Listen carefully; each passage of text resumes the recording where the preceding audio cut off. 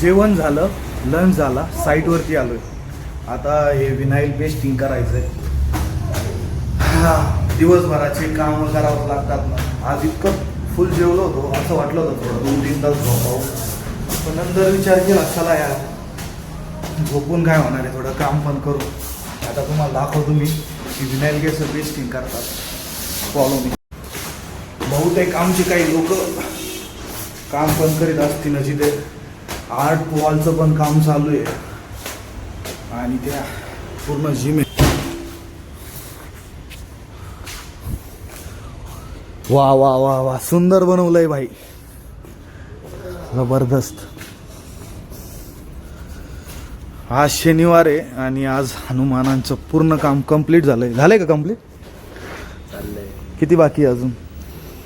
Jewellery हे आमचे art वॉलचे करते धरते यांनी सगळं हे काम मनावर घेतलंय.